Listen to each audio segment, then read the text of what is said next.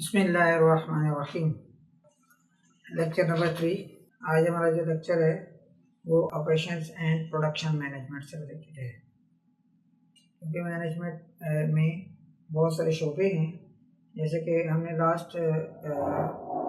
जो लेक्चर्स हैं उसमें पढ़ा था कि इंटरप्राइज मैनेजमेंट जो है वो हमारा ओवरऑल सब्जेक्ट है। उसमें मुख्तलिफ जो है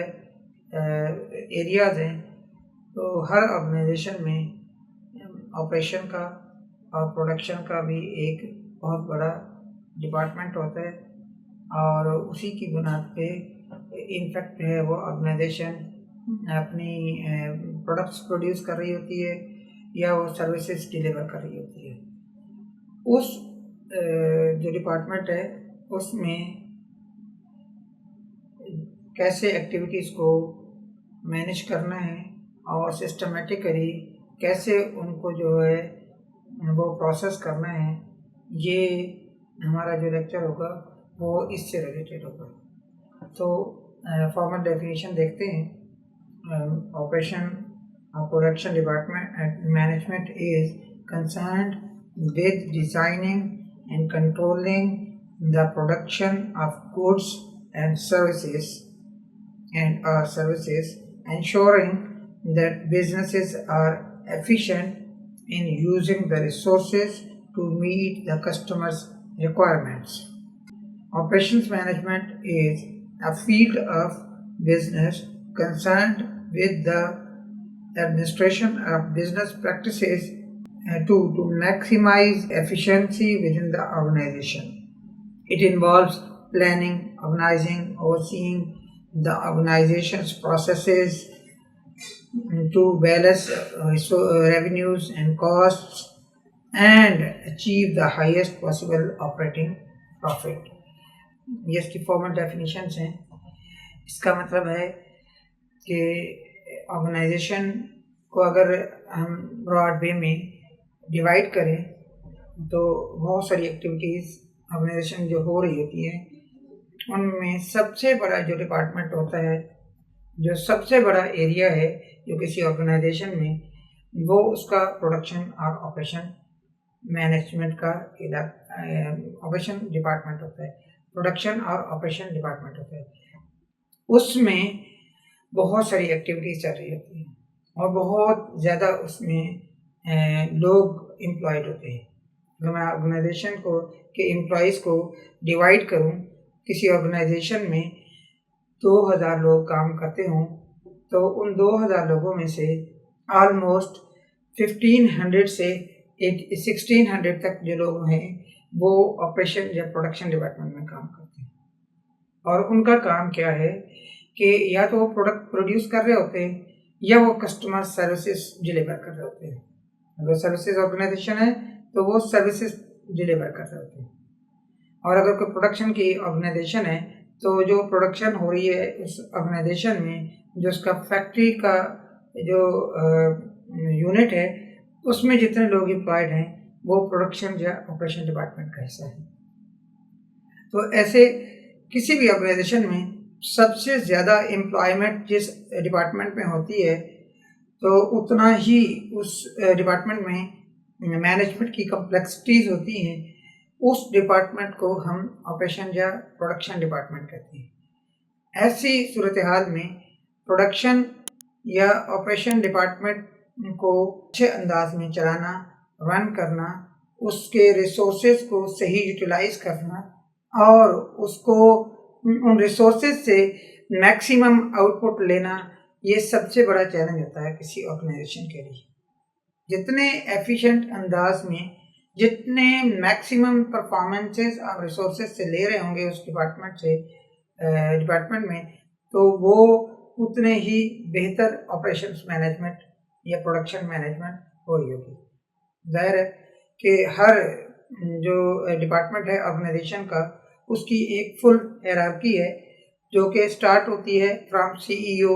to down the level labour या ऑफिसर्स तक। तो इसी तरह जो प्रोडक्शन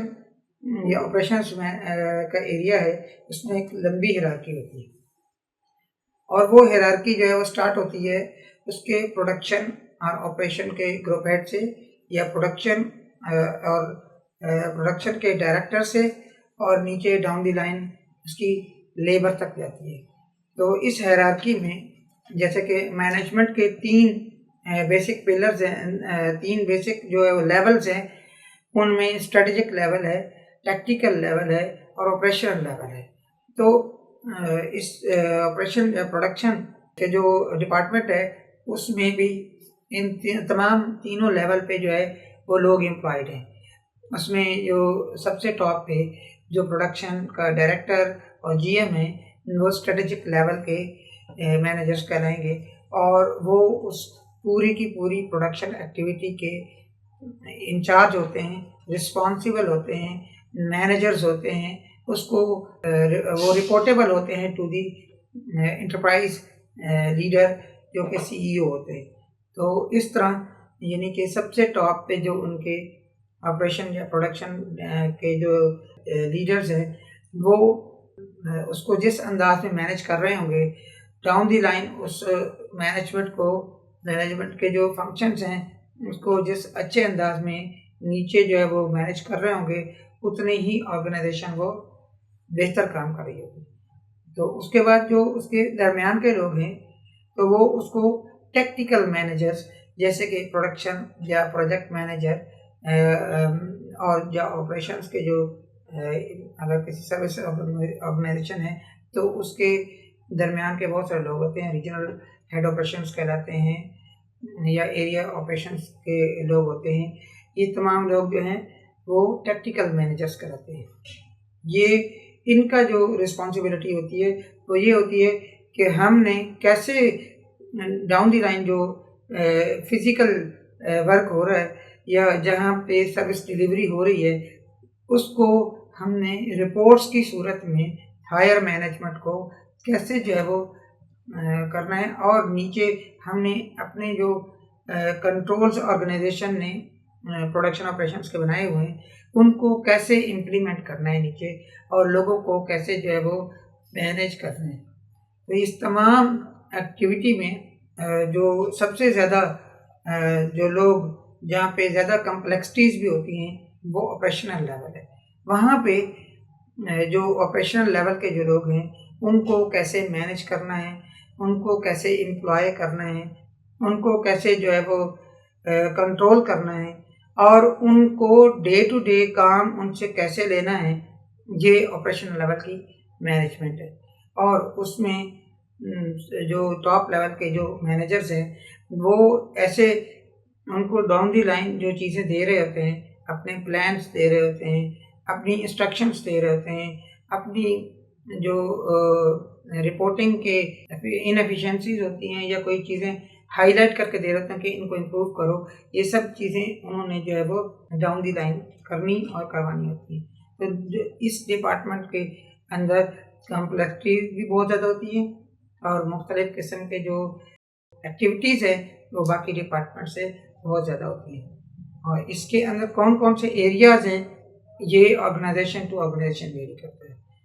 किसी एक प्रोडक्शन की कंपनी में जो इन्वेंट्री मैनेजमेंट है वो इसका हिस्सा होगी और जो लॉजिस्टिक्स है वो इसका हिस्सा होगी और इसके अलावा जो प्रोसेसिंग है वो इसका हिस्सा होगी और इसके अलावा जो है वो पैकेजिंग जो है वो इसका हिस्सा होगी। फिर कस्टमर को जो है वो डिलीवरी जो है वो इसका हिस्सा होगी। अगर कोई सर्विस ऑर्गेनाइजेशन है तो उसमें ये सब काम जो है जो कस्टमर डिलीवरी से रिलेटेड हैं, जो उनका पूरा एक सेटअप है। अगर किसी जगह फ्रेंचाइज है, किसी ऑर्गेनाइजेशन में जैसे बैंक्स में कोई ब्रांच है तो उस ब्रांच में जितनी एक्टिविटीज़ हो रही होंगी वो तमाम एक्टिविटीज़ जो हैं वो ऑपरेशंस का हिस्सा है। तो इस तरह किसी भी ऑर्गेनाइजेशन में ऑपरेशंस मैनेजमेंट एक बहुत बड़ा फील्ड होता है जिसमें सबसे ज़्यादा लोग एम्प्लॉयड होते हैं और उसमें सबसे ज़्यादा कम्प्लेक्सिटीज़ होती हैं, सबसे ज़्यादा इश्यूज आते हैं और इनफैक्ट ये जितने बाकी डिपार्टमेंट्स हैं वो तमाम डिपार्टमेंट्स इस जो कोर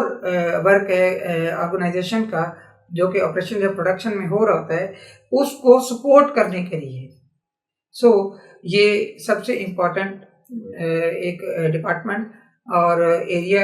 है जिसकी मैनेजमेंट भी इतनी ही इम्पोर्टेंट और कम्प्लेक्स होती है। सो इससे रिलेटेड जितनी हमारी डिस्कशंस होंगी, नेक्स्ट आने वाले जितने लेक्चर्स होंगे वो इन्हीं से रिलेटेड होंगी। और ये जो है हम इसके जो फर्दर एरियाज़ हैं, जो इसके अंदर प्रॉब्लम्स हैं, इसके अंदर जो मुख्तलिफ़ किस्म के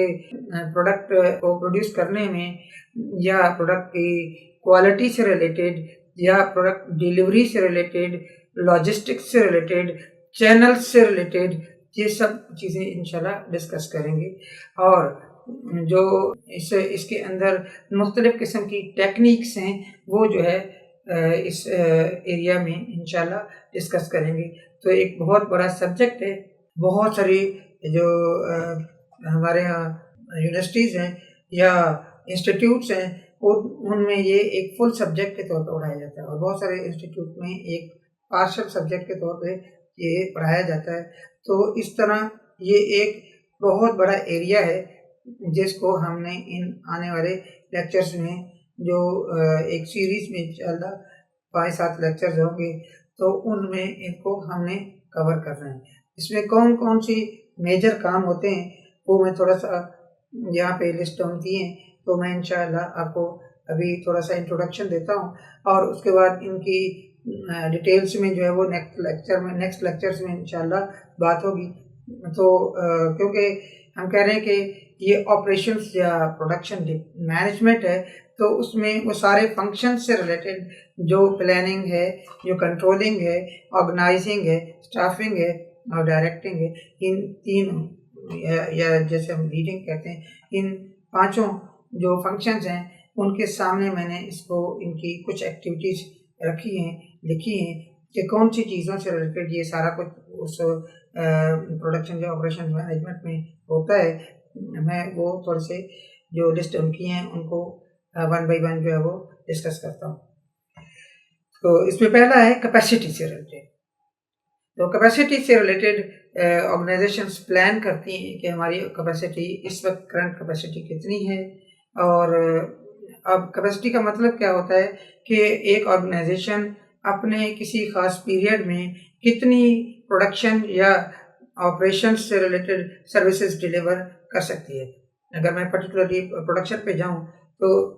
कैपेसिटी का मतलब ये है कि कितने नंबर ऑफ़ यूनिट्स जो है वो हम प्रोड्यूस कर सकते हैं। तो इसमें ये 4 किस्म की कैपेसिटीज़ कॉस्ट अकाउंटिंग में भी पढ़ाई जाती हैं। वो हैं theoretical capacity, normal capacity, expected actual capacity and actual capacity. तो थ्योरेटिकल कैपेसिटी का मतलब क्या है कि उसका मतलब ये होता है कि एक ऑर्गेनाइजेशन में अगर वो ऑर्गेनाइजेशन 8 घंटे काम करती है और वो प्रोडक्शन करती है तो 365 डेज अगर वो मुसलसल चले तो वो कितने नंबर ऑफ यूनिट्स बना सकती है, वो उसकी थ्योरेटिकल कैपेसिटी कहलाती है। फर्ज कर रहे हैं कि एक ऑर्गेनाइजेशन इस दौरान में 1.5 लाख 1,50,000 यूनिट्स जो है वो 365 days without any breaks, without any breakdowns, maintenance या विदाउट एनी लीव्स जो नॉर्मली होती हैं किसी भी कंट्री में, किसी भी उसमें क्या नाम है सोसाइटी में, अगर वो ना की जाए तो 365 डेज काम करे तो वो 150 यूनिट्स बना सकते हैं, तो वो उसकी थ्योरेटिकल कैपेसिटी कहलाएगी। लेकिन क्योंकि किसी भी सोसाइटी में ये हो ही नहीं सकता और किसी भी ऑर्गेनाइजेशन में ये नहीं हो सकता कि वो कुछ दिन जो है वो उसको लाजमी जो है वो कुछ स्टॉप करना पड़ता है अपनी प्रोडक्शन को, और कुछ दिन वो छुट्टियां भी लाजिम होती हैं, तो उस वजह से उसको 365 डेज वो काम नहीं किया जा सकता। तो जो सेकंड टर्म हम बोलते हैं नॉर्मल कैपेसिटी, तो नॉर्मल कैपेसिटी में वो डेज कम लिखे जाते हैं, कहे जाते हैं, जो कि एक प्रैक्टिकल बात है कि आप मैक्सिमम भी अगर पूरा साल काम करें तो आप फर्ज कर लें कि 300 डेज काम कर सकते हैं, क्योंकि इसमें वीकेंड्स भी हैं और कुछ फेस्टिवल लीव्स हैं, कुछ और किस्म की जो है ब्रेकडाउन्स हो सकते हैं। तो आप प्रैक्टिकली 300 डेज काम कर सकते हैं। और जब आप 300 डेज काम कर सकते हैं तो सारी की सारी प्लानिंग जो है वो आप 300 डेज की जो प्रोडक्शन है उसके ऊपर करें। तो इस तरह जितनी भी ऑर्गेनाइजेशंस हैं वो नॉर्मल कैपेसिटी के ऊपर अपने प्लान बनाती हैं। तो जैसे मैं कह रहा था कि 150 जो है 1,50,000 यूनिट्स बनाए जा सकते हैं थ्योरेटिकल कैपेसिटी के मुताबिक। तो इस सूरत में आप थ्योरेटिकल कैपेसिटी से अगर 365 की बजाय 300 डेज को आप कंसिडर करेंगे और आप ये कहते हैं कि मैं 300 डेज में हम अगर मुसलसल 8 घंटे काम करें तो 1,20,000 यूनिट्स बना सकते हैं।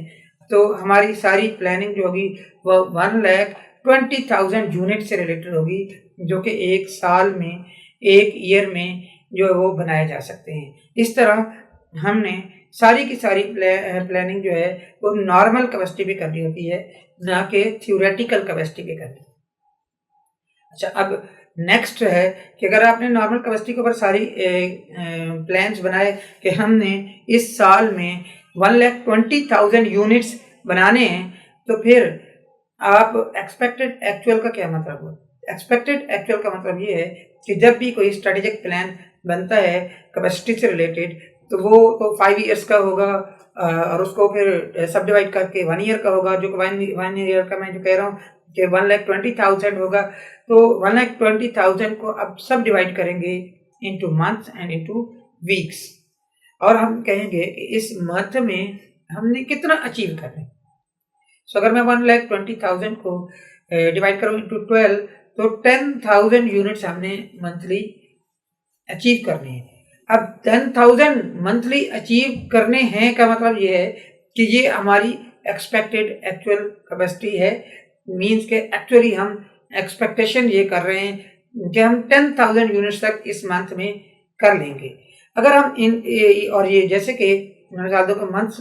के डेज वेरी करते हैं, तो इसी तरह एक्सपेक्टेड एक्चुअल में हमने एक 10,000 के हिसाब से रख लिया, लेकिन जो एक्चुअल प्रोडक्शन होगी वो थोड़ी सी एक्सपेक्टेड एक्चुअल से वेरी करेगी। मसलन जनवरी क्योंकि 31 डेज का है तो वहाँ पे थोड़े से यूनिट्स ज़्यादा बनेंगे बनिस्बत फरवरी के, क्योंकि वहाँ पे 28 डेज हैं। सो जो एक्सपेक्टेड एक्चुअल रखी थी मंथली वो हमने रखी थी 10,000, लेकिन एक्चुअली जनवरी में बने 11,000 और फरवरी में बने 9,000। तो आप अंदाज़ा लगा सकते हैं कि मंथ टू मंथ जो है वो एक्चुअल जो कैपेसिटी है वो डिफरेंट होगी और एक्चुअली जो प्रोडक्शन हो रही होगी वो डिफरेंट होगी। इस तरह हमने 4 जो कैपेसिटी के मुख्तलिफ कॉन्सेप्ट पढ़े, जिसमें थ्योरेटिकल कैपेसिटी है, नॉर्मल कैपेसिटी है, एक्सपेक्टेड एक्चुअल कैपेसिटी है और एक्चुअल कैपेसिटी है। इनको हमने कैसे कैसे अचीव करना है और कब कब जो है वो क्या नाम है इसको प्लान करना है और कैसे जो है ना एक्चुअल प्रोडक्शन को कंट्रोल करना है। तो ये एक जो प्लानिंग होगी ये कैपेसिटी से रिलेटेड प्लानिंग होगी। ये टॉप लेवल जो प्लानिंग होगी उसमें स्ट्रेटेजिक लेवल का 5 ईयर्स का 10 ईयर्स का प्लान बनेगा। फिर टेक्निकल लेवल के जो मैनेजर्स हैं उनको 1 ईयर का प्लान दे दिया जाएगा कि आपने जो है वो नॉर्मल जो कैपेसिटी है जिसके ऊपर आपने काम करना है वो नॉर्मल कैपेसिटी ये है, आपने पूरा साल की ये प्रोडक्शन लेनी है। फिर जो मंथली है उसके ऊपर वो सब डिवाइड होगा और आपके जो प्रोडक्शन के लोग हैं, सुपरवाइजर्स हैं, उनको ये दे दिया जाएगा कि मंथली हमने इतनी वो करनी है। डेली बेसिस के ऊपर जो उनको कंट्रोल करके उनसे काम लिया जा रहा होता है कि हमने डेली की प्रोडक्शन कितनी करनी है और फिर हम ये कंपेयर कर रहे हैं कि हमने पूरे महीने में कितना अचीव किया और एक्सपेक्टेड एक्चुअल जो कैपेसिटी थी उससे कितना हमारा डिफरेंस आया, हमने कितना वेरी किया। तो ये है हमारा जो क्या नाम है प्लानिंग में कैपेसिटी से। इसी तरह लोकेशन से, कौन सी लोकेशन पे हमारी या वो फैक्ट्री आउटलेट होना चाहिए, कौन सी लोकेशन पे हमारे सर्विस डिलीवरी सेंटर्स होने चाहिए, कौन सी लोकेशन के ऊपर फ्रेंचाइजेस देनी है या ब्रांचेस ओपन करनी है, ये लोकेशन से रिलेटेड हमारे डिसीजंस होंगे और उनकी प्लानिंग करनी होती है कि हमने कब कब कौन कौन से एरिया में काम करना है। और प्रोडक्शन से रिलेटेड जो एक्टिविटीज़ हैं उनको कैसे करना है। तो ये इस जो हमारे लोकेशन से रिलेटेड बहुत सारे प्लानिंग होती है और उससे रिलेटेड जो है वो फिर आगे जो मैनेजमेंट के फंक्शन है वो होते हैं। फिर प्रोडक्ट एंड सर्विसेज के वजह से कौन सी प्रोडक्ट्स हों, कैसे हम कर सकते हैं, कितनी प्रोड्यूस कर सकते हैं, एक वक्त में कितनी प्रोडक्ट्स जो है वो बनाई जा सकती हैं या सर्विसेज डिलीवर की जा सकती हैं, और हमारी कितनी कैपेसिटी है, और हम जो है वो मैक्सिमम जो है वो किस कम्बिनेशन के साथ प्रोडक्ट्स और सर्विसेज के कम्बिनेशन के साथ मैक्सिमम आउटपुट या ओपीटी पे काम कर सकते हैं, ऑप्टिमाइज्ड प्रोडक्शन के ऊपर काम कर सकते हैं। तो ये प्रोडक्ट्स और सर्विसेज से रिलेटेड इसमें प्लानिंग होती है, और इसके अलावा जो है वो इसको मैनेज किया जाता है। तो ये भी हमारा मेजर जो एरिया है जो ऑपरेशन या प्रोडक्शन मैनेजमेंट में होता है। इसके अलावा मेक और बाय के डिसीजन होते हैं कि हमें रॉ मटेरियल मिसाल के तौर पर कोई बाय करना है या खुद से बना के जो है ना आगे अपनी ऑर्गेनाइजेशन के अंदर जो है ना उसको यूटिलाइज करके फिर फाइनल प्रोडक्ट बनानी है। तो मेक और बाय के बहुत सारे डिसीजंस होते हैं। फिर इसी तरह हमारे जो है लेआउट से रिलेटेड डिसीजंस होते हैं। अभी थोड़ी डिटेल में नहीं जा रहा क्योंकि आगे हम इनको ज़्यादा डिस्कस कर सकते हैं। तो लेआउट के हवाले से भी इसी तरह के होंगे कि हमारा जो फैक्ट्री या जो हमारी मशीन्स लगी हुई हैं या हमारा जो पूरा सेटअप लगा हुआ है तो उस सेटअप का लेआउट कैसे होना चाहिए। और लेआउट का मतलब होता है कि हमारा जो प्रोसेस पूरा चलेगा उस प्रोसेस को किस तरह क्रोनोलॉजिकल अंदाज में चलाना है। जैसे कि अगर कोई गारमेंट्स की कंपनी है तो वो क्या करती है कि उसका एक डिपार्टमेंट होता है इन्वेंट्री का, वो इन्वेंट्री या स्टोर का, वहाँ पे इन्वेंट्री लेके आती है और फिर वहाँ से उसका एक डिपार्टमेंट होता है फीडिंग का, जो कि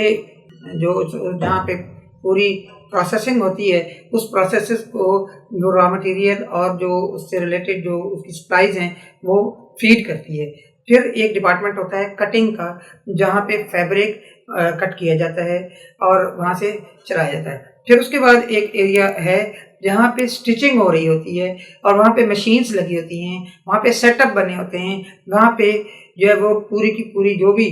जो गारमेंट्स हैं वो बन रही होती हैं। तो वो उस डिपार्टमेंट को जो वहाँ से जो फीडिंग का डिपार्टमेंट है जो रॉ मटेरियल फीड करेगा to cutting department and then feed करेगा टू प्रोसेसिंग डिपार्टमेंट। तो उस प्रोसेसिंग डिपार्टमेंट में ये सारा काम हो रहा होगा और उसके बाद जो है वो आगे जो डिपार्टमेंट्स होंगे वो काम करते हैं, क्वालिटी का डिपार्टमेंट है वो काम करेगा। फिर उसके बाद जो है नेक्स्ट आएगा क्या नाम है डाइंग का डिपार्टमेंट, और डाइंग से फिर नेक्स्ट आएगा क्या नाम है फिनिशिंग का डिपार्टमेंट, और फिनिशिंग के बाद आएगा पैकिंग का डिपार्टमेंट। और तो इस तरह ये एक पूरा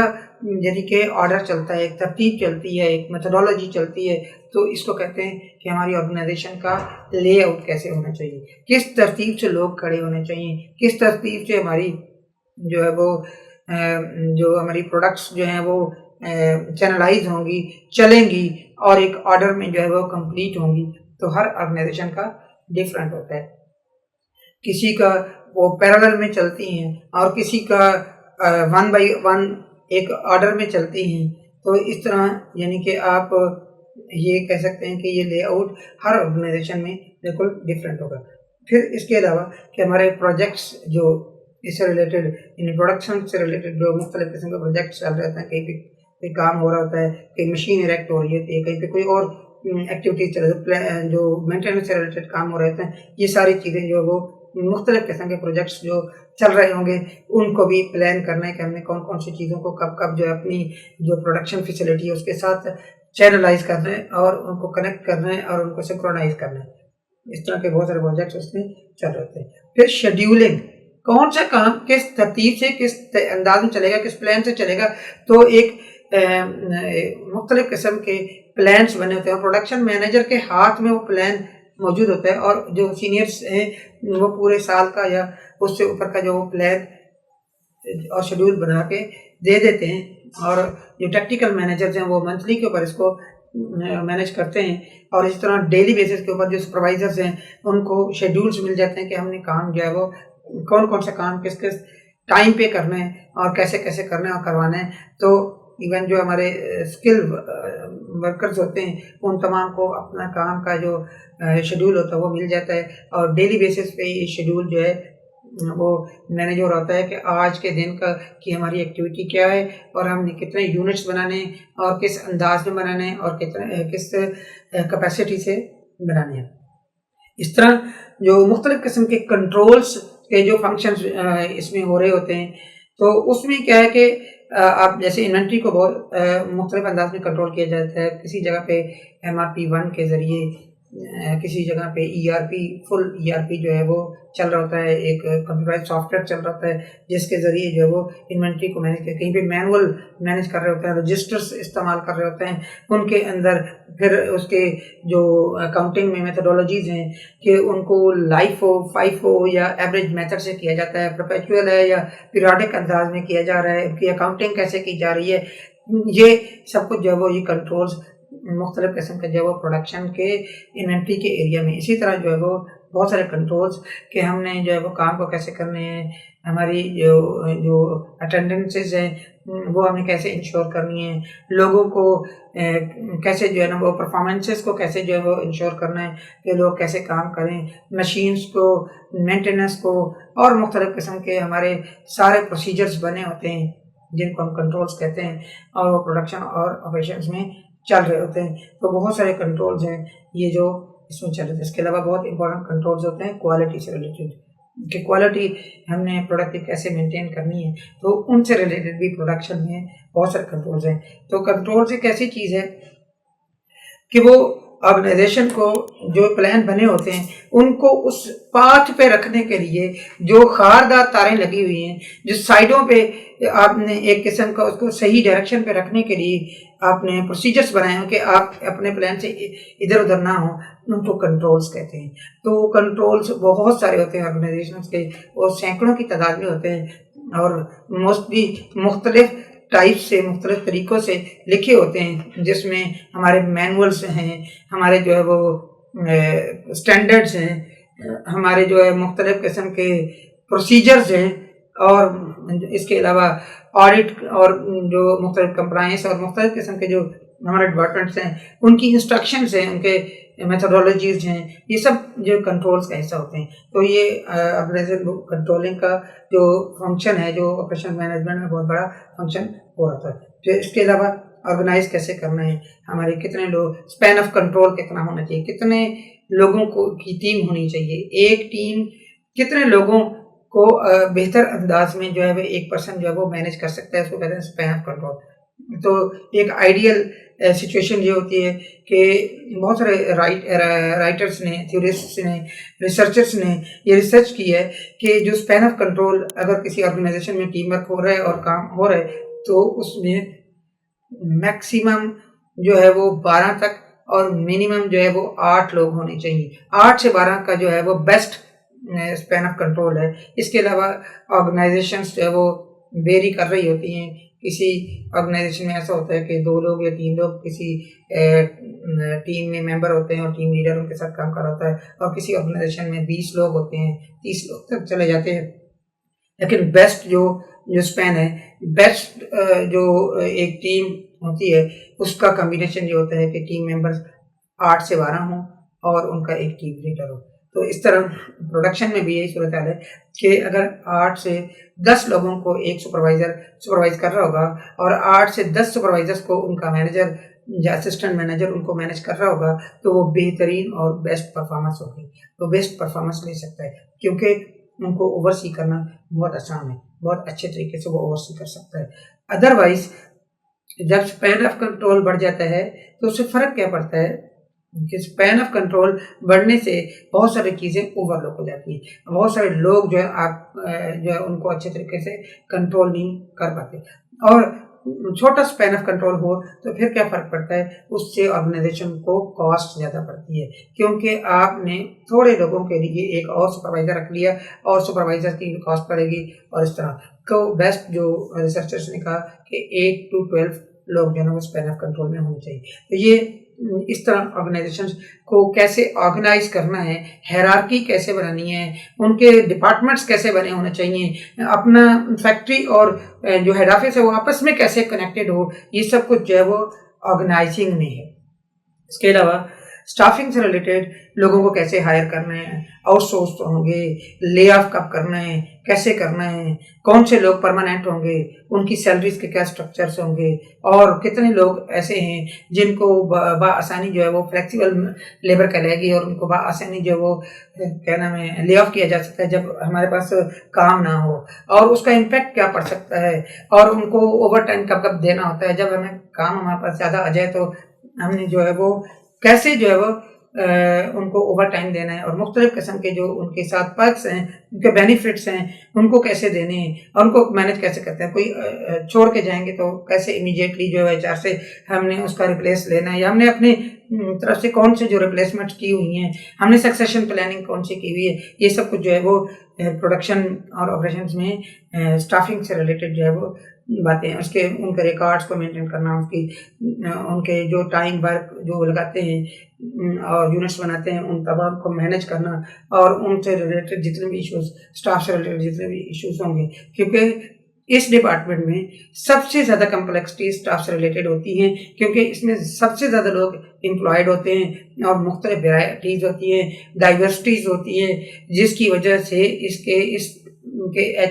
इसके अंदर जो एचआर का फंक्शन है वो बहुत ही इम्पोर्टेंट अंदाज में और अच्छे अंदाज में और मैनेज किया जाना चाहिए। तो इस मैनेजमेंट जो हो रही होती है इससे रिलेटेड जितनी अच्छी होगी उतनी अच्छी आप जो है ना उनसे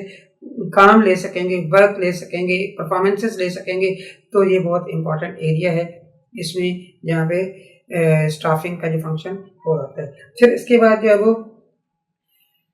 जो लास्ट जो है वो लीडिंग का फंक्शन है कि कैसे जो है वो आपके जो प्रोडक्शन ऑपरेशंस के जो टीम लीडर्स हैं वो कैसे परफॉर्म करें, उनसे लोगों से काम कैसे दें, मोटिवेशनल तरीके कौन से हों, पार्टिसिपेटिव मैनेजमेंट कैसे हो, ठीक है,